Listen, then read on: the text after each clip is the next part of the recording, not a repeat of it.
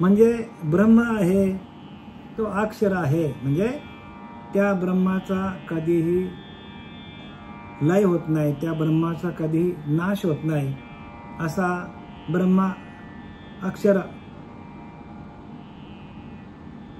ब्रह्म या नावाचा कधीही क्षर होत नाही, म्हणून तो ब्रह्माक्षर आहे. आणि असा अक्षर ब्रह्म ज्ञानोबारांनी आपल्याला आपल्या आठवणीसाठी 8व्या अध्यायात घेतलेला आहे. मग प्रत्यक्ष त्याला आठवा की ज्याचा कधीच नाश होत नाही. आपण मायेकडे चाललोय, आपल्याला सगळीकडे माया दिसतो, पण त्या मायेला चालवणारा जो अक्षर ब्रह्म आहे, त्या अक्षर ब्रह्माची ओळख देणारा सद्गुरू जेव्हा जीवनात येतो तेव्हा आपले भाग्य उजळले जातात. आणि असा सद्गुरू, ऐसा सद्गुरू पूर्णपणे तुठे भेदाची कडसणी, देहाविन लोटांगणी तया प्रभूसी. समर्थ सांगतात, ऐसा सद्गुरू पूर्णपणे तुटे भेदाची कडसणी, देहाविन लोटांगणी तया प्रभूसी. म्हणजे तो सद्गुरू तोच आपला देव आहे. ऐसा सद्गुरू पूर्णपणे म्हणजे पूर्णपणे त्या ब्रह्मस्वरूपाशी एकरूप झालेला असा सद्गुरू, ब्रह्मानंदामध्ये असलेला, सच्चिदानंदामध्ये असलेला ऐसा सद्गुरू पूर्णपणे, सद्गुरूच पूर्ण आहे. तुटे भेदाची कडसणी म्हणजे आपल्याकडे कोणताच भेद राहत नाही, कुठलाच भेद आपल्याला आपल्या वृत्तीमध्ये प्रवेश करू शकत नाही. कारण भेदाभेद अमंगळ. भेद काय आहे? अमंगळ. जो सद्गुरूचा दास असतो, जो साधना करतो सातत्याने, साधननिष्ठ असतो, अशा साधकाकडे कुठल्याच प्रकारचा भेद राहत नाही. अभेदी भक्ती आहे. आपण आणि देव वेगळा नाही आहे, आपणच ते तत्व, आपणच आहोत, असा साधकाचा भाव तयार होतो. आणि म्हणून ऐसा सद्गुरू पूर्णपणे की जो ब्रह्मा अक्षराशी एकरूप झालेला आहे, असा सद्गुरू पूर्णपणे असतो, पूर्ण असतो. सद्गुरू पूर्ण आहे, कारण सद्गुरू हे तत्व रूपाने आहेत ना. तत्व हे पूर्ण आहे, म्हणजे सगळीकडे तत्व भरलेलं आहे. तुटे भेदाची कडसणी, भेदच राहत नाही आपल्यात आणि देवात, भेदच राहत नाही. जसे तुकोबराय बोलले की नाही, देव पाहावाशी आलो, देव पाहावाशी गेलो आणि देवच होऊन ठेवलो. भेदच राहत नाही देवात आपल्यात. देहाविन लोटांगणी तया प्रभूसी. अशा त्या सद्गुरूला देहाशिवाय लोटांगण घालता येतो. प्रत्यक्ष पाया पडायची गरज नाही.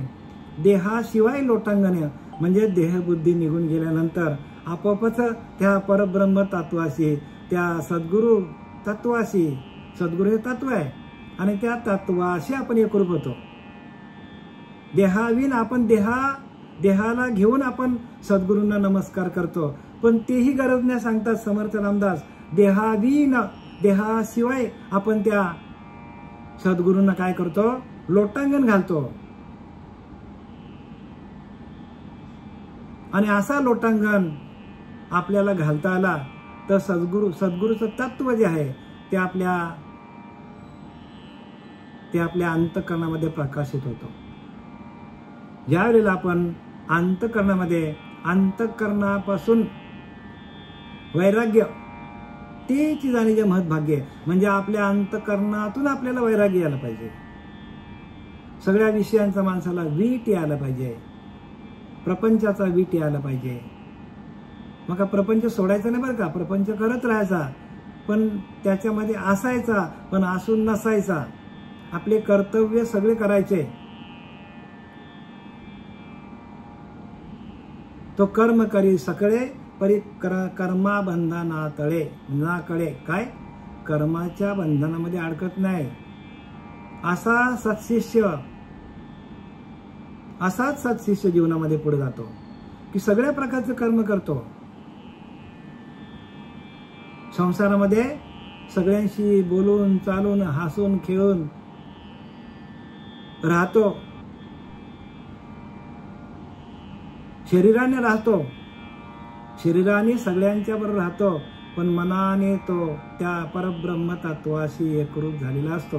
म्हणून अक्षर ब्रह्म, की ज्या ब्रह्माचा कधीही क्षर होत नाही असा अक्षर ब्रह्म त्यांच्या हृदयामध्ये प्रकाशित झालेला असतो.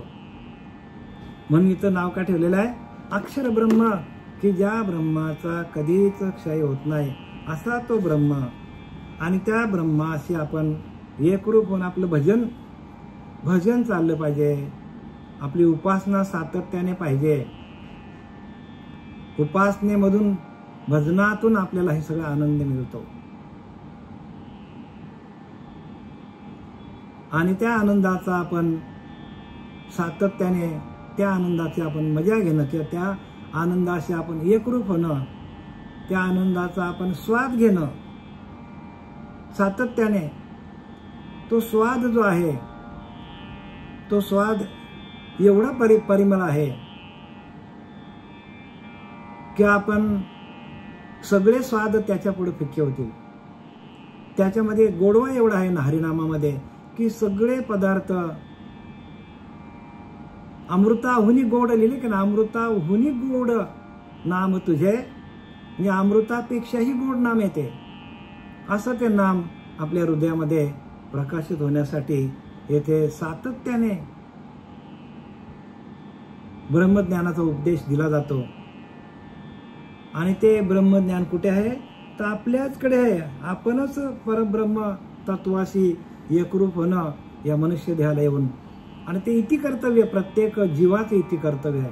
आणि ते इति कर्तव्य टाकून बाकी सगळं करतात लोक, कारण तसा गुरु मिळत नाही. म्हणून तर ज्ञानोबा काय सांगतात की अक्षर ब्रह्म, ब्रह्माक्षर निर्देश योग, अध्याय 8 आणि श्लोक क्रमांक 5 आणि ओवी क्रमांक 63. सुरुवात करूया. आता उभया उभे पण नाही जयाचे, मा पडलिया गहन कवन तयाचे, म्हणून प्रतितीचे पोटीचे पाणी नाहले. बघा किती अनुभव सांगितलाय ज्ञानोबा. आपला अनुभव सांगतात, अनुभव अमृतवाचा, त्याच्यामध्ये सगळे अनुभव आहेत ज्ञानोबांचे. आणि तसेचे तसे अनुभव प्रत्येक या मनुष्य देहाला येतात, आणि ते आपण मिळवण्याचा प्रयत्न करायचा. आता उभया उभे पण नाही जयाचे, जे शरीर जिवंत असतानाही त्याची जो पर्वा करत नाही. म्हणजे शरीरामध्ये, शरीर जोपर्यंत आपल्याकडे आहे, शरीरामध्ये जोपर्यंत ते आत्मतत्व आहे तोपर्यंत या शरीराची पर्वा करत नाही. जो साधक, खरा साधक आहे, साधक लक्षणं आपण चालू केलंय रामदास स्वामींचा. साधकाची लक्षणे कशी आहेत ते आपल्याला माहित पडतील. आता आपण ज्ञानोबारांची ज्ञानेश्वरी घेतो, एकनाथी भागवत घेतो, दासबोधातले प्रमाण घेतो, दासबोध पण आपण घेतो, त्यानंतर तुकोबरांच्या गाथेतलं अभंग पण आपण घेतो. म्हणजे आपण काय आहे तर चारी अंगाने आपण अभ्यास करतो. आपण चतुर्भुज नर होऊन ठेले, धर्म अर्थ काम मोक्ष, हे सगळ्याकडे आपल्याला, सगळ्या सिद्धीकडे आपल्याला जाता येईल. धर्म अर्थ काम आणि मोक्ष म्हणजे चारी अवस्था, चारी अंगाने आपल्याला हे भजन चालू होईल आपलं. कारण आपण ज्या ग्रंथांचं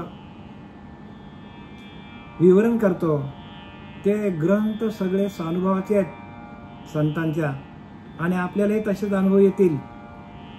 आणि आपल्याला इहलोकातून परलोकात आपल्याला प्रवेश करता येईल. इहलोक साधण्यासाठी जाणत्याची संगत धरणे, जाणता नाही आलं पाहिजे आपल्याला.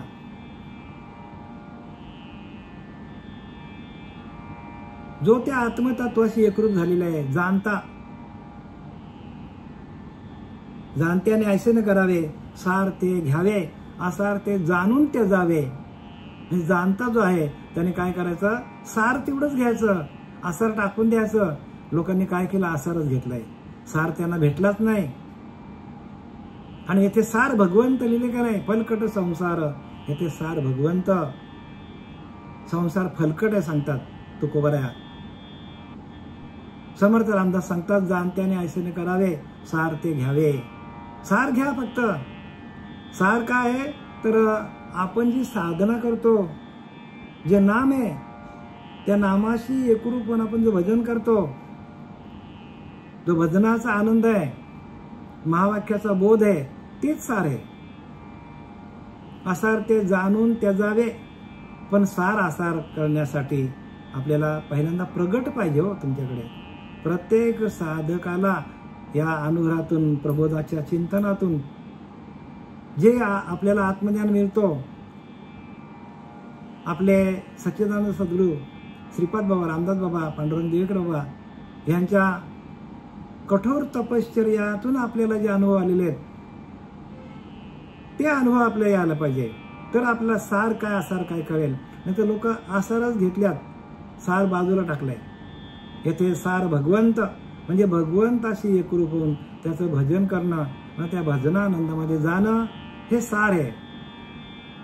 आणि जर आसार आपण घेतलं तर आपल्या वाटेला दुःखच दुःख येणार आहे.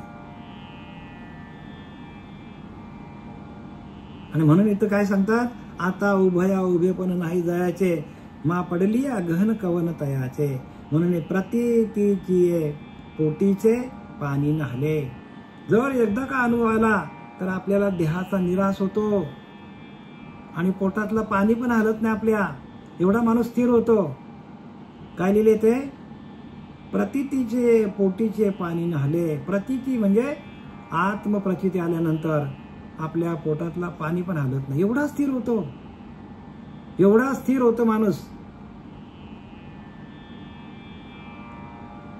आणि ही स्थिरता आपल्याला त्या अभ्यासातून येतो.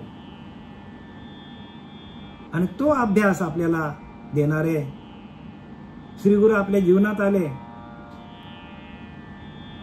आणि आपण आसनावर रोज बसतो म्हणून आपल्याला ती अनुभूती येते.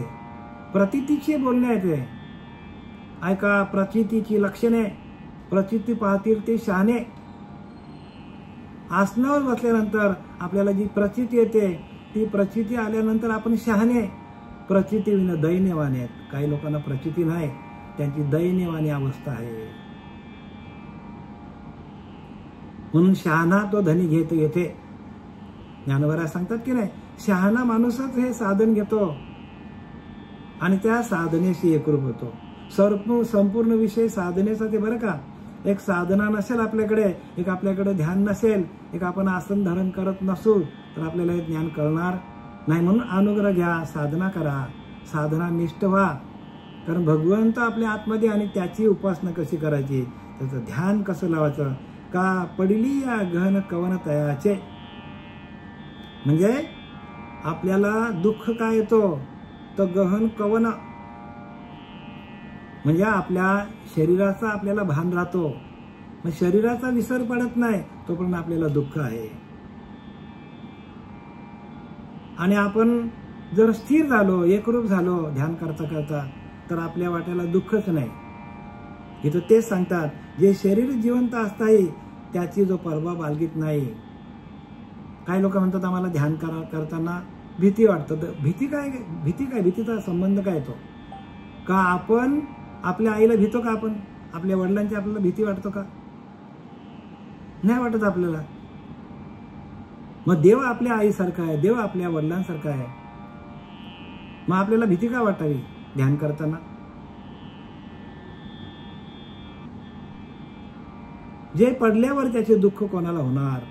मग जो देह आहे तो जाणारच आहे, आज ना उद्या जाणारच आहे. मग जाण्याच्या आधी आपल्या देहाचा निराश झाला, आपण त्या देहाला पूर्ण विसरलो आणि आपल्याला जर त्या परब्रह्म तत्वाशी एकरूप झालो आणि त्या भगवंताचं आपल्याला स्वरूपाचं दर्शन झालं तर आपल्याला भीती आहे का, कसली भीती. मग म्हणून अनुभवाच्या पोटातले पाणी हलत नाही. आपल्याला अनुभव आल्यानंतर आपल्या पोटातला पाणीही हलत, एवढा स्थिर होतो माणूस. स्थिरता,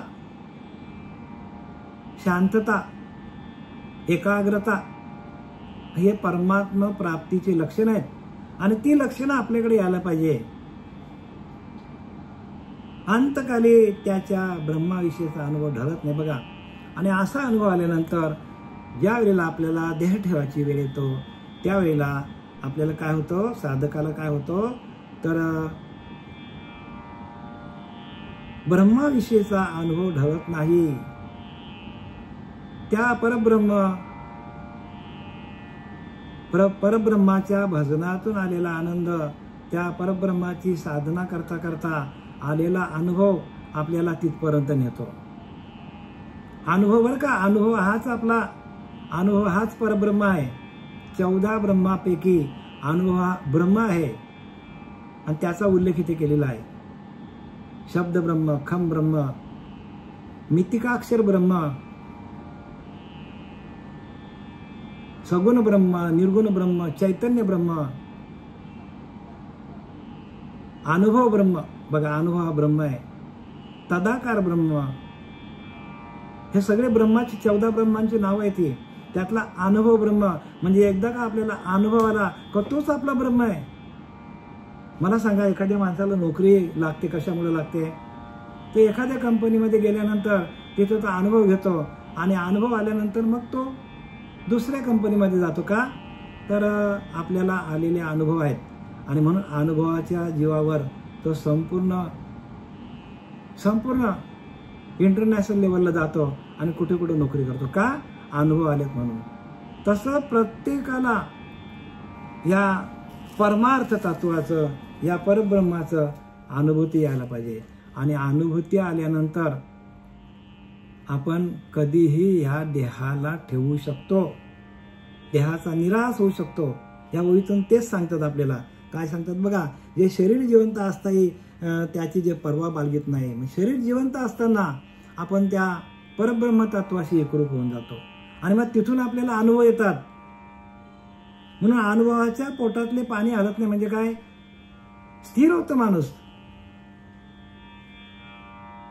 आणि त्या परब्रह्माची एकदा का आपल्याला ओळख झाली, त्याची आपल्याला अनुभूती आली का तेच आपल्याला सोडत नाही. एखाद्या माणसाने नोकरी केली एखाद्या कंपनीमध्ये 25 वर्ष, 30 वर्ष, 40 वर्ष आणि त्याला अनुभव आले, तर त्यांनी जरी तो रिटायर जरी झाला तरी त्याला त्याचे अनुभव सोडतात का? तसा आपण त्या आसनाची या गाडी का आसनावर आपण गाढ झालो आणि आपल्याला ध्यान लागलं, आम्ही अभ्यास सांगितला निका, जो आपण त्याला अभ्यास दिलेला आहे तो आपण खरा अभ्यास जर आपण केला, त्याने होईल तरी होईल का निरोधया, म्हणजे आपल्या इंद्रियांचं काय इंद्रिय दमन होतो, आपल्याला अनुभूती येतो आणि त्या अनुभूती आपल्याला मरेपर्यंत चालतो. आपल्याकडे शेवटपर्यंत अनुभव जात नाही. आपण जे जे कर्म करतो, धंदा म्हणा, नोकरी म्हणा, त्याचा अनुभव शेवटपर्यंत आपल्याकडे जात नाही. मग मला सांगा, एकदा का आसनावर बसल्यानंतर आलेला अनुभव आपल्याला मरेपर्यंत जाईल का? शेवटपर्यंत जाणार नाही. मग अनुभव घ्या हो. अनुभव हाच परमात्मा आहे. सगळी धडपड कशासाठी? अनुभव ब्रह्मासाठी. तदाकार ब्रह्म, अनिर्वाच्य ब्रह्म. ब्रह्म वाचन सांगता येत नाही. जे काय कीर्तनवाल्यांची, जे काय प्रवचनवाल्यांची बडबड चाललेली आहे ती फुकट आहे सगळी. ती दवंडी पिटवण्यासाठी आहे. म्हणून ब्रह्मज्ञानाचा उपदेश सगळ्यात श्रेष्ठ आहे. ज्ञानेश्वरी एकदम उच्च लेवलचा, उच्च प्रतीचा ग्रंथ आहे. तो करण्यासाठी आपल्याला श्रीगुरूंची गरज आहे. ते एकाची आहे ओतिले की नित्यतेची या हृदय घातले, जैसे समरस समुद्रे धुतले रुळे चिना. तो अनुभव केवळ ऐक्य भावाने ओतून अविनाशीपणाच्या हृदयात घातला आहे. आणि तो आसनावर बसल्यानंतर जो आलेला अनुभव आहे तो कशातून येतो? अनुभव केवळ ऐक्य अनुभवाने. जीव शिवाचा ऐक्य आल्यानंतर तो अनुभव येतो. ज्ञानोबा काय सांगतात बघा ना, जीव शिवाचा ऐक्य झाल्यानंतर जो अनुभव आहे त्या अविनाशीपणाच्या हृदयात घातला आहे. आणि त्या तत्वाचा अनुभव कसा आहे? अविनाशी आहे. त्या अनुभवाचा कधीच नाश होत नाही. त्या तत्वाचाच नाश होत नाही. जर तत्वाचाच नाश होत नाही, तत्वच सगळीकडे भरलेला आहे, तत्वमसि अहम ब्रह्मास्मी, आपणच परब्रह्म आहोत असा अनुभवल्यानंतर तुम्ही जाणार कुठे? कुठेच जाऊ शकत नाही, कुठंच हलू शकत नाही आपण. आपल्याला हलण्याला जागाच नाही कुठे, कारण आपण त्या तत्वाशी एकरूप होतो. आणि एकदा का तत्वाशी एकरूप झालं का तत्व हाच गुरु आपला. तत्व आपल्या रोमारोमामध्ये एकदा का तत्वाचा अनुभव आलं तर तत्व हाच गुरु आहे. आणि त्या तत्वाशी एकरूप होऊन भजन करणं म्हणजे गुरुचं भजन आहे. गुरु कसा आहे? गुरु तत्व रूपाने आहे. रोम रोम भजन करतो आपला. आपल्या अंगामध्ये असलेलं जे चैतन्य आहे ते चैतन्यच काय करतो? त्या परब्रह्म तत्वापर्यंत घेऊन जातो. त्या परब्रह्माची भेट करून देतो. जीव शिवाचा ते ऐक्याचे आहे ओतिली की नित्य तेच या हृदय घातली. जैसी समरस समुद्री धुतली रुल्याची ना. पूर्णानंद समुद्रात धुतला आहे म्हणून कामाधिक मलांनी तो मळत नाही. म्हणजे एखादा साधक आहे त्याला पूर्ण अनुभव येतो. साधना व्यवस्थित ऐकून घ्या बरं का, हे परत परत ऐकायला मिळणार नाही तुम्हाला.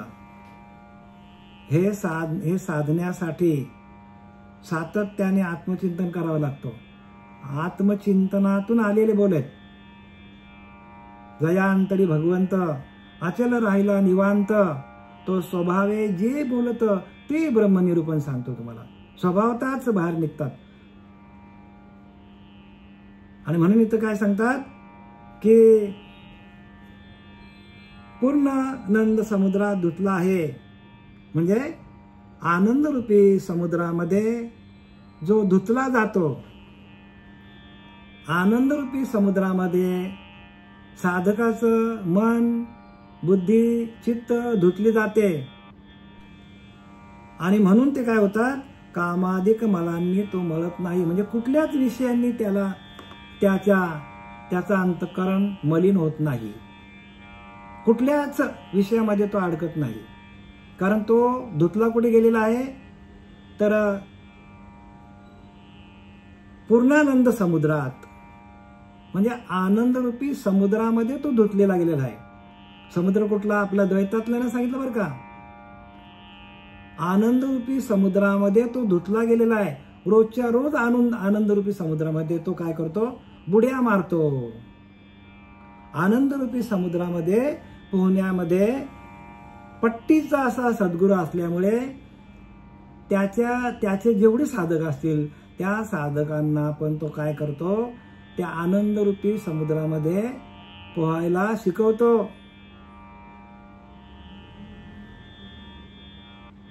म्हणून ऐसा सद्गुरू पूर्णपणे तुटे भेदाची कडसणी. पूर्णानंदामध्ये येतो गुरु. आणि तो आपल्याकडे भेदच ठेवत नाही. आपल्याला जी दिलेली साधना आहे त्या साधनेतून आपण अभेद होतो. देव आणि मी वेगळा नाही, मीच अहम ब्रह्मास्मी. तो वासुदेव तत्वता एकोहम शिवोहम, ते तत्व मी आहे असा अनुभव आपल्याला आणून देणारे सच्चिदानंद सद्गुरू श्रीपाद बाबा रामदास बाबा, आपले ब्रह्मलीन पांडुरंग देवकर बाबा, यांच्याकडे ती साधना होती. आणि त्यांनी आपल्याला काय केलं? त्यांच्या हृदयातून आपल्या हृदयात पेरणी केली त्यांनी.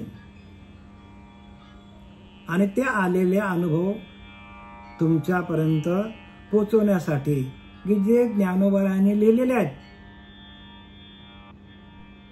जो तीर्थ ज्ञानोबारांनी लिहिले ज्ञानेश्वरीमध्ये, तो तीर्थ आम्ही तुमच्यापर्यंत किंवा तुम्हाला ते तीर्थ वाटण्याचं काम आम्ही करतो. ज्ञानोबारांच्या बावडीचा मी पानके आहे. पांडुरंग देवेकर बाबांचा जे ज्ञान दिलं, जी बावडी खोदली त्या बावडीतनं पाणी काढून तुम्हाला पाजतो आम्ही. आम्ही पानक्या फक्त पाणी पाजण्याचं काम करतो. बावडी त्या सद्गुरूंची आहे. बावडी ज्ञानोबारांचे, बावडी तुकोबारांचे, समर्थ रामदासांचे, नाथांचे, आणि त्या बावडीतला पाणी आम्ही तुम्हाला पाजण्याचं काम करतो. मग त्याच्याने तुम्हाला तृप्ती, समाधान, संतोष सगळं मिळेल यातनं बरं का. पण आपण ते घेतलं पाहिजे आणि रोजच्या रोज आपण काय करायला पाहिजे, रोजच्या रोज बरं का, एक पण दिवस चुकू नका. का हे तुम्हाला प्राशन करायला मिळतो ना, हे तुम्ही भाग्याचे तुमचं भाग्य उदयाला आलेलं आहे इथूनच. हे कुठंही सांगितलं जात नाही. जे खरं आहे जे खरं आहे ते कधी ते न सांगण्यासारखं आहे, आणि ते सांगण्यासाठी प्रत्यक्ष अनुभूती पण लागते. तो अनुभव केवळ ऐक्य भावाने ओतून अविनाशीपणाच्या हृदयात घातला जातो. बघा, हृदयात घातला जातो. अविनाशी हृदय आपला अविनाशी आहे, हे ज्ञानच अविनाशी आहे, आणि त्या अविनाशी हृदयात घातला आहे, आणि तसाच पूर्ण आनंद समुद्रात धुतला आहे. म्हणजे आपल्यालाही काय करतात ते पूर्ण आनंद हाच आपला परमात्मा आहे. परमात्मा काय आहे? परमात्मा आनंद स्वरूप आहे. परमात्मा कसा आहे? आनंद स्वरूप हाच परमात्मा आहे. सोहमांसा तत्वमसी. म्हणजे आपला जो श्वास जातो येतो ते तत्व आहे, आणि त्या तत्वाशी एकरूप होणं, आणि तिथे आपल्याला आनंद भेटतो. आणि त्या आनंदाच्या डोहामध्ये नाही सांगितलं, समुद्रामध्ये आपल्याला पोहायला शिकवतात. म्हणजे संपूर्ण जे जग आहे ते आनंदाने भरलेलं आहे. पण आपल्याला कुठे आनंद मिळतो? का मिळत नाही? तर आपल्याला खऱ्या परब्रह्माची ओळख नाही, म्हणून आपल्याकडे आनंद नाही, आपल्याकडे दुःखच आहे. सगळ्यांकडे प्रत्येक माणूस दुःखाने व्यापलेला आहे. का? तर ते आनंद नावाची वस्तू त्याच्याकडे नाही. आणि त्या आनंद प्राप्त करून घेण्यासाठी आपल्याला ध्यानच करावं लागेल. ध्यानाशिवाय दुसरा पर्यायी मार्ग जगामध्ये नाहीये. दुसरा मार्ग आपण शोधायला गेलो तरी पण नाहीये, कुठलाच मार्ग नाही, एकच मार्ग आहे. म्हणून ज्ञानदेव म्हणे, भजा आत्मदेवा, अखंड सेवा त्याचीच करा. आत्मदेवाची सेवा करणं, आत्म्याशी एकरूप होणं, आत्मानंदामध्ये जाणं. संतांनी सगळ्यांनी हेच केलं. विठ्ठलाची पूजा करता करता विठ्ठल आतमध्ये प्रगट झाला. विठ्ठल जलीस्थळी भरला, रीता ठाव नाही तयाला, असे म्हटले. संतांचे उद्गार आहेत. जलीस्थळीमध्ये तो विठ्ठल आहे माझा. हे कधी त्यांच्या मुखातून निघालं? तर जेव्हा त्यांनी आतोनात साधना केली. तसं आपण आतोनात साधना केली तर आपल्याला या पूर्ण आनंद समुद्रात धुतलं आहे. म्हणजे आनंदरूपी समुद्रामध्ये आपण धुतलं जाऊ, आणि आपले कामाधिक मलांनी तो मळत नाही. म्हणून ते अक्षर ब्रह्म आहे. काम वासना माणसाला स्पर्श पण करू शकत नाही. काम वासना, कारण जिथं आनंद आहे तिथं काम वासना कशी महाराज? जिथं आपल्याला ब्रह्मानंद प्राप्त झालेला आहे. आणि म्हणून साधू दिसते निराळे, ते स्वरूपी मिळाले, अवघे मिळून एकच झाले. देहातीत वस्तू, देहाच्या पलीकडच्या वस्तूशी एकरूप झालेल्या आहे. आणि आपण देहबुद्धीवर अजून देहबुद्धीवरच आहोत. देहाचा निराश होत नाही. त्याने अपार साधना केली आणि लिहून ठेवलं. आपण त्यांचं अनुकरण करायला पाहिजे. संतांच्या मार्गामध्ये आपण चालायला पाहिजे. संतांनी जे नियम दिलेत त्या नियमात आपण जर नियमाचं पालन केलं नाही, ज्यांनी नियमाचं पालन केलं नाही त्याला न्यायला यम येतात. आणि ज्यांनी नियमाचं पालन केलं त्याला प्रत्यक्ष परब्रह्म तत्वाशी एकरूप होऊन आपल्याला ध्येय ठेवता येतो. म्हणून नियम पाळा. नियमात ज्यांनी नियम नाही पाळले त्याला यम न्यायला येतात. आणि ज्याला पूर्ण आनंद मिळाला तर तो विषयामध्ये कशाला जाईल? जिथं आनंद आहे, जिथं सगळं समाधान आहे, जिथं सुख आहे, ते सुख काय सांगू? वाचा बोलता नाही. वाचेने सांगता येणारं सुख नाही, ते त्या अनुभवण्याचं सुख आहे. म्हणून प्रत्येकाने काय करा? आता बघा पुढं काय सांगितलंय? पाय अथार्वी घट्ट बुडाला, आत बाहेर उदका भरला. जे साधक नसतील त्याने पण समजून घ्या बरं का. खूप महत्वाचे मुद्दे दिलेत ज्ञानवरांनी आपल्यासाठी, प्रत्येक जड जीवासाठी आहे. म्हणून व्हावे लहानाहून लहान, आपण लहान व्हायला पाहिजे. कितीही ज्ञान आला तरी आपण लहान व्हायला पाहिजे. आपण आयुष्यभर शिकतच राहायला पाहिजे. शिकलो तर आपण पुढे जाऊ. पण अथर्वी घट बुडाला, आत बाहेर उदका बुडाला, पाठी दैव त्या फुटला, तरी उदक काय फुटे, ज्ञानवरा सांगतात. आता दृष्टांत दिला. दृष्टांत लक्षात घ्या आणि सिद्धांताकडे येऊ आपण. दृष्टांत असं सांगतो, पै अथर्वी घट बुडाला, पै अथर्वी घट उदका बुडाला. उदका म्हणजे पाण्यामध्ये, मोठ्या खोल पाण्यामध्ये एखादा मडका आपण घेऊन गेलो आणि पाणी खोल आहे आणि त्याच्यामध्ये आपण झटकन आपण मडका बुडवला आणि वरती काढायला गेलो, मडका फुटला. मडक्यातलं आतलं पाणी आलं होतं, आत पण पाणी आणि बाहेर पण पाणी. आतलं पाणी मडका फुटल्यामुळे आतलं पाणी बाहेरच्या पाण्याला मिळालं. आता वेगळं काय झालं का? काही बाहेरचंच पाणी आत आलं होतं, पण मडका फुटल्यामुळं आतलं पाणी बाहेरचं पाणी, म्हणजे आतलं पाणी आणि बाहेरचं पाणी एकच होतं, फक्त मडका अडवाला होता.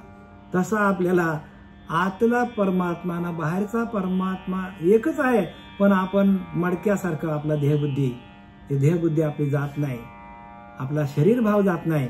म्हणून जाई शरीर भाव नासती, इंद्रिय विषय विसरती, जाई सोहम भाव प्रतिती प्रगट होय. ज्ञानोबा सांगतात, जाई शरीर भाव नासती, शरीराचा भावच निघून गेला, इंद्रिय विषय विसरती. शरीराचा भाव निघाल्यानंतर संपूर्ण इंद्रिय आपली विषयांचा विसर पडतो आपल्याला. जाई सोहम भाव प्रतिती प्रगट होय, त्या नामाचा भाव प्रगट झाल्यानंतर असा होतो. पाय अथर्वी घट बुडाला, आत बाहेर उदका भरला, पाठी दैव त्या फुटला, तरी उदक काय फुटे, पाणी काय फुटतो का? आतलं पाणी बाहेरच्या पाण्याला मिळालं, मडका फुटला. आता काय फरक पडला? काय मडका फुटला. तसा आपला हा शरीर हा मडका आहे. हा आतलं परमात्म तत्व बाहेरच्या परमात्म तत्वाशी एकरूप मिळालं की आपल्या ह्या शरीराचा पूर्णपणे आपल्याला विसर पडतो. हे सांगायचं ज्ञानोबरांना. पूर्ण विसर पडतो आपल्याला, पण आतलं तत्व बाहेरच्या तत्वाशी एकरूप व्हायला पाहिजे. आत हरी बाहेर हरी, हरीने मध्ये व्यापिले. आणि ही सगळी काय आहे तर ही समजून घेण्याची प्रक्रिया आहे आणि तसे अनुभव प्रत्येकाला यायला पाहिजे. पहा, खोल पाण्यात घट बुडाला असता, त्याच्या आत व बाहेर पाणी असते की नाही? आत आणि बाहेर पाणी. खोल पाण्यात आपण मडका बुडवला, आत पण पाणी बाहेर पण पाणी, पण दैवगत्या जर तो नंतर फुटला, ठेचताना तो टिचला, फुटला, तर पाणी फुटले असे म्हणता येते का? नाही. आतला पाणी बाहेरच्या पाण्याशी मिळून गेला.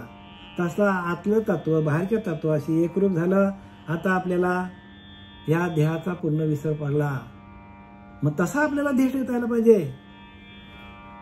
आतला परमात्मा, आतमध्ये पांडुरंग, आतमध्ये हरी, बाहेरच्या हरीशी एकरूप झाल्यानंतर आपला देहाचा निराश होतो, देहाचा विसर पडतो. आणि ते विसर पडता पडता हळूहळू आपल्याला ती सवय लागून जाते आणि अंतकाली आपल्याला भगवंताच्या आतलं तत्व, आतलं परब्रह्म, बाहेरच्या परब्रह्म तत्वाशी एकरूप करता येतो आपल्याला. आणि म्हणून आपल्याला हे दृष्टांत दिलेलं आहे. आपल्याला दिलेलं का? आपल्या देहासाठी दिलं आहे.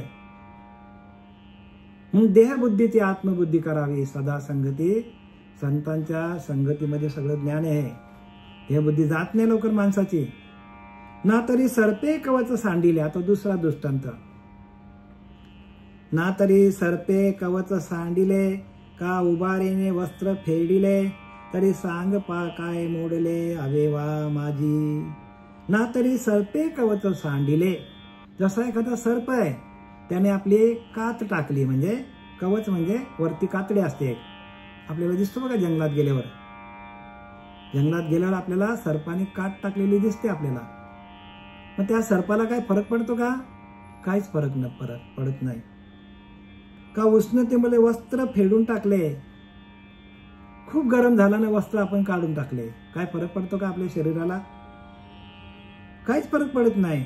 तरी सांग पा काय मोडले अवयव माझे, आपल्याला काय फरक पडतो का? काहीच फरक पडत नाही. सर्पाने आपली कातडी टाकली, सर्पाला काय फरक पडला का?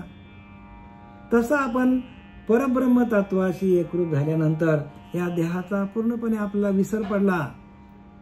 देह जावो अथवा राहो, पांडुरंगे दृढ भाव असला पाहिजे. आपला दृढ भाव व्हावा म्हणून आपल्या देहाचा निराश व्हायला पाहिजे.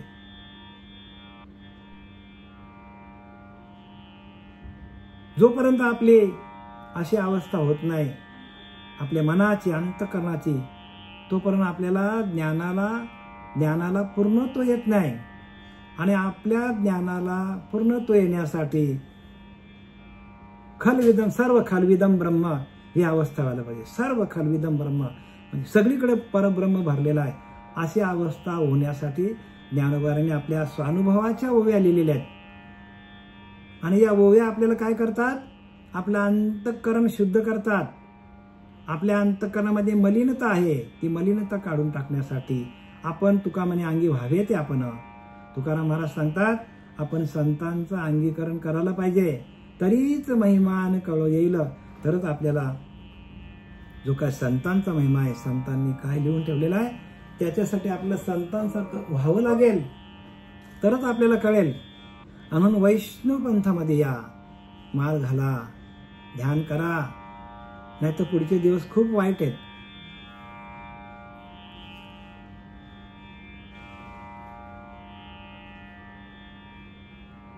सर्पाने काट टाकली, आपण उष्णता झाली, अंगात कपडे बाहेर काढले, फेकून दिले आपण, तर आपल्या अवयवामध्ये काही बिघाड होतो का? काही बिघाड होत नाही. तसं आपण जर आत्मतत्वाशी एकरूप झालं तर आपल्या देहाचा पूर्णपणे निराश झाला किंवा आपण देह ठेवला. देह ठेवल्यानंतर आपण कुठे जाणार आहोत? भगवंताला भेटणार आपण. एकदा का भगवंताला मिळालो, माझ्या देहाचं काय काम आहे का? कारण देह तो पाचा भूतांचा, करता आत्मा तेथीचा. आत्मा कोण आहे? करता हाच आपला आत्मा आहे आणि तो आपला आत्मा हातात आला.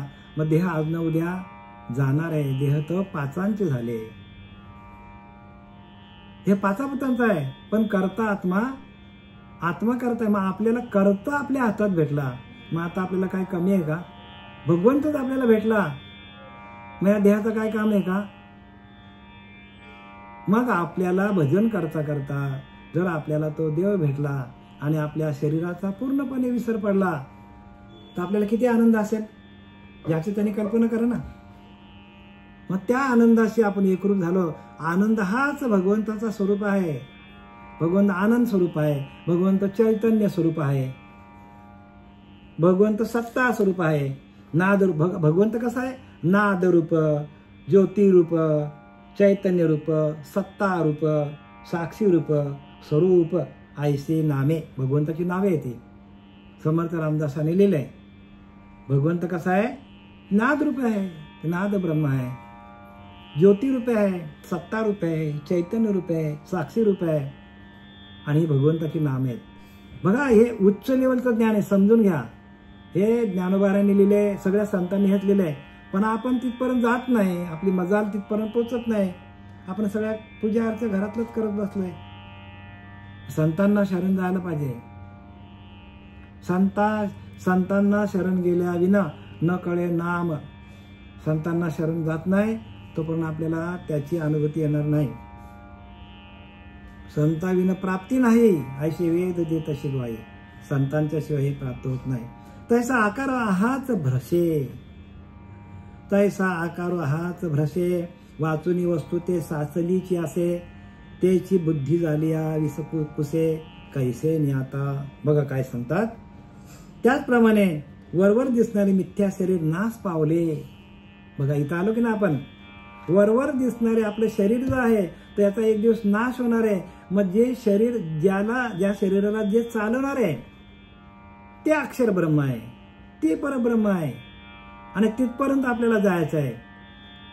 त्याचप्रमाणे वरवर दिसणारे मिथ्या शरीर नाश पावले तरी ब्रह्म सर्वत्व भरलेले आहेच.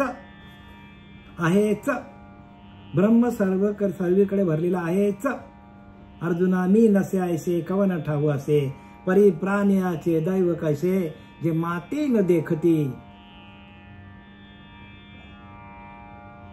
भगवंत सांगता अर्जुनाला, मी नाही असं स्थानच नाही, सगळीकडे भरलेला मी आहे, पण मलाच लोक बघत नाही आणि लोक देहबुद्धीवर राहतात. आत्मतत्वाकडे येत नाही, आत्मज्ञानाकडे येत नाही, आत्मतत्वाची भेट करून घेत नाही की जो अक्षर ब्रह्म जो चराचरामध्ये व्यापलेला आहे, त्या चराचरामध्ये परब्रह्म भरलेला आहे.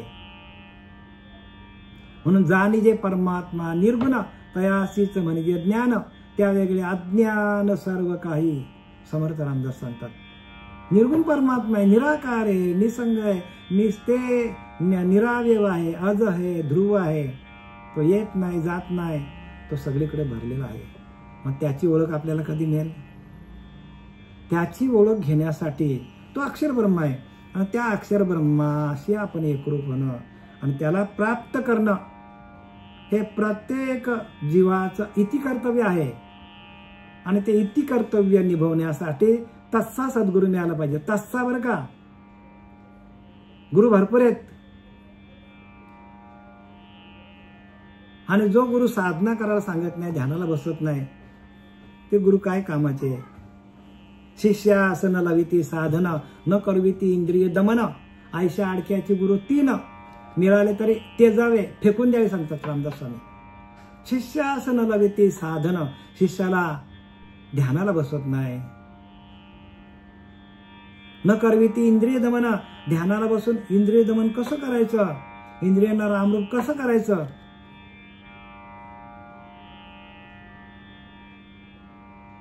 शिष्यासन लाविती साधन न करविती इंद्रिय दमन, आयशा अडक्याचे गुरु 3.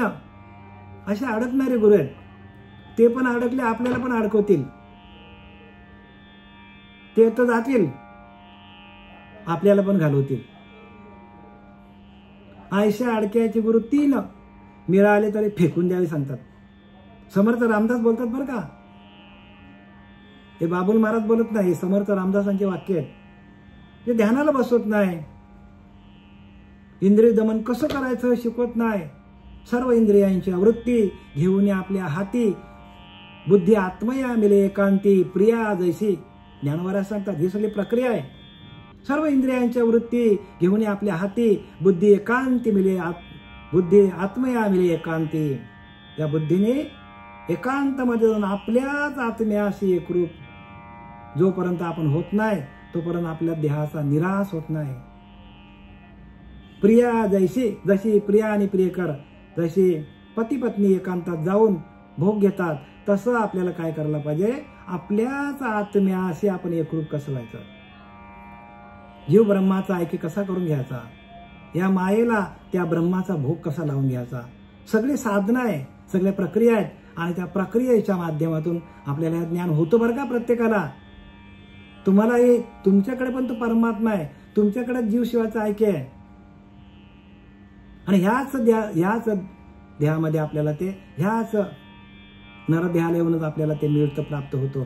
इतर देहाच्या ठाई विचारच नाही.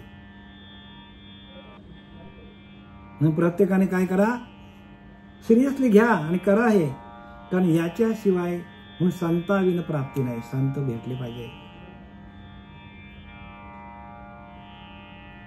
जैसा आकार हाच वृषे वाचुनी वस्तू ते सांचलीची असे, त्याची बुद्धी झाली विसकुसे कैसे नाही. आता त्याचप्रमाणे वरवर दिसणारे मिथ्या शरीर जरी नाश पावले तरी ब्रह्म हे सर्वत्र भरलेलेच आहे. सगळीकडे परमात्मा भरलेला आहे. परमात्मा सगळीकडे भरलेला आहे. तो मंदिरातच आहे का फक्त? नाही, सगळीकडे भरलेला आहे. मग सगळीकडे भरलेला आहे, मग तो आपल्याला त्याची अनुभूती काय येत नाही. आतमध्ये प्रगट व्हायला पाहिजे. आत प्रगट झाला तर सूक्ष्मातला सूक्ष्म विचार आहे, सूक्ष्म आपण व्हायला पाहिजे. म्हणून अनुरानु या ठोकळा तुका आकाश एवढा तुकोबाऱ्या सांगतात. अनुरानु एवढा पण तो आहे आणि व्यापक पण तोच आहे. संतांची वचनं पाठ करा. महाराज, संतांची वचनं पाठ करा, संतांच्या ओळ्या पाठ करा आणि त्याचं मनन करा. आणि ही संधी दवडू नका. आता आलिया घडी आपली साधा करा काय ते आत्ताच करा.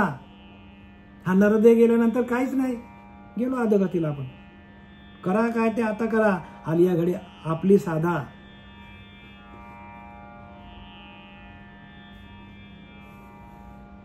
ते ब्रह्मच जर बुद्धी झाली तर मग तिला आता कसावीस करावी. ते ब्रह्मच आपली बुद्धीमध्ये आलं. लिहिलं का नाही, बुद्धीचे वैभव अन्य नाही तुझे, एका केशवराजे सकळ सिद्धी ज्ञानोबा सांगतात. त्या बुद्धीने जर त्या परब्रह्माशी एकरूप झाले आणि परब्रह्माचं जर आत्मतत्व त्या तत्वाशी एकरूप झाले, ती बुद्धी जर त्या भगवंताशी एकरूप झाली, तर आता आपल्याला दुसरं काही प्राप्त करायचं राहिलं का? कासावीस कशाला मग इकडे तिकडे फिरता? म्हणून बुद्धी निश्चय आत्मज्ञान ब्रह्मरूप भावे आपला बुद्धीचा निश्चय असा व्हायला पाहिजे. बुद्धी निश्चय आत्मज्ञान ब्रह्मरूप भावे आपणच परब्रह्म आहोत. ब्रह्मनिष्ठा राखे संपूर्ण. आपल्याच आत्मतत्वावर आपण निष्ठा ठेवायला पाहिजे.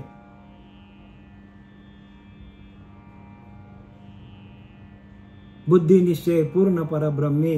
बुद्धीचा निश्चय असा व्हायला पाहिजे की आपणच परब्रह्म आहोत.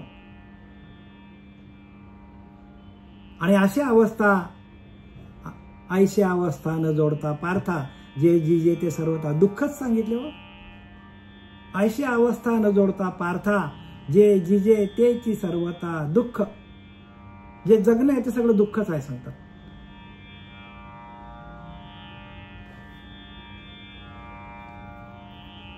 म्हणून या परिमाते अंतकाली जाणत साते, जे मोकळी ती देहाते ते मीच होती.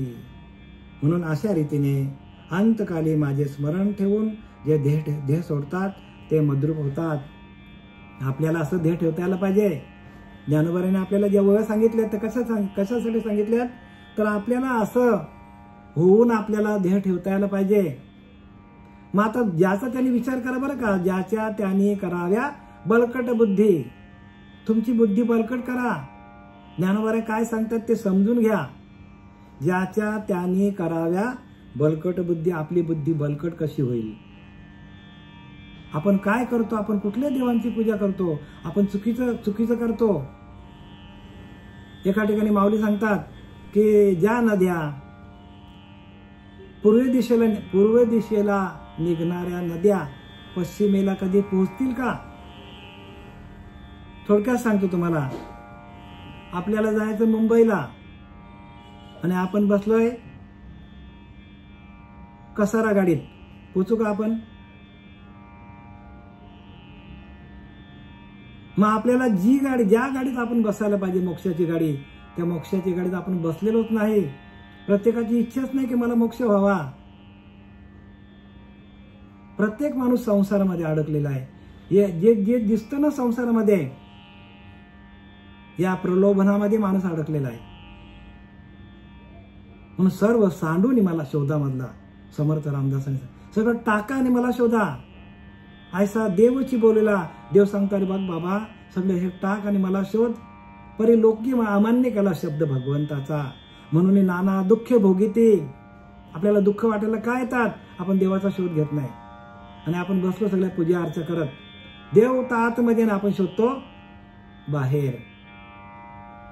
सर्व सांडून शोधामधला समर्थ रामदास सांगतात, ऐसा देवची बोलिला पण लोकी अमान्य केला शब्द भगवंताचा.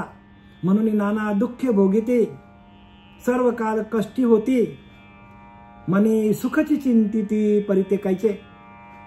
कसा काय सुख मिळेल सांगा? ज्या ठिकाणी सुख आहे त्या ठिकाणी आपण जात नाही. तुकोबरा सांगतात, सुखा लागी करीसी तळमळ, तरी तू पंढरीसी जाई एक वेळ. मग तू अवघाच सुख रूप होशी, जन्मोजन्मीचे दुःख विसरशी. कुठं झालं सांगितलंय? पंढरीशी म्हणजे या देहरूपी गावामध्ये जी पंढरी आहे, त्या पंढरीच्या आतमध्ये असलेला जो परमात्मा आहे तिथं जा. मग तू अवघाच सुखरूप होशी. सगळं सुख तुला मिळेल. आणि जन्मोजन्मीचं दुःख विसरीशी बघा. संतांनी किती स्पष्ट शब्दामध्ये लिहिलंय, पण आपल्या टालक्यात का बसत नाही? सांगणारा कोण नाही.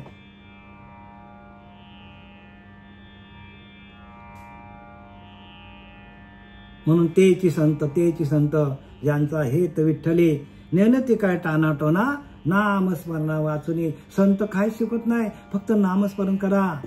सततम कीर्तयंतो माय यथास्थांच दृढवता. सततम कीर्तयंतो माय.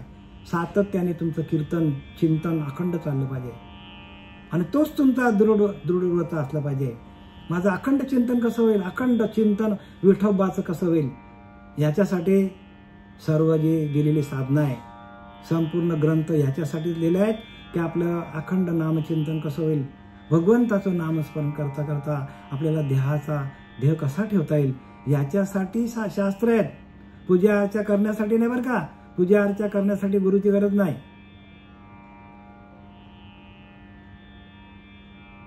आपल्या मताने करा पूजा अर्चा, पण गुरुला शरण जा. म्हणून ते ज्ञान पैगा बरवे, जरी मनी हाती आणावे तरी संता या भजावे. भगवंताने गीतेमध्ये सांगितले अर्जुनाला, ते ज्ञान पैगा बरवे, जरी मनी हाती आणावे. आपल्या मनाने जर करायचं झालं तर करू नका, पण संता या भजावे.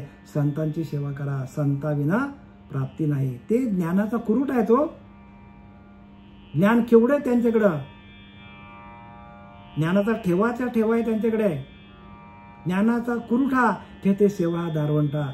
त्यांच्या दरवाज्यात जा, त्यांचे दरवाजे घासा, दरवाजा त्यांचा उंबरठा ओलांडा आणि त्यांच्याकडनं घ्या.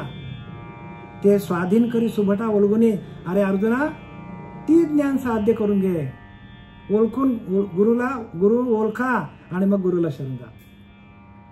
तरी तनु मनु जीवे चरणाशी लागावे. जर ते गुरु भेटले तनाने मनाने धनाने, त्यांच्या चरणाशी लागा. अगरगत्य करावे दास्य सकल. आणि कुठल्याही प्रकारचा मनामध्ये गर्व न करताना, अहंकार न धरताना तुम्ही त्या गुरूंची सेवा करा. अगरगत्य करावे दास्य सकल. झालेली सेवा आपले सच्चिदानंद सद्गुरू श्रीपाद बाबा, पांडुरंग देवकर बाबा, रामदास बाबा, नारायण बाबा, नाना बाबा यांच्या चरणी समर्पित करत आहे.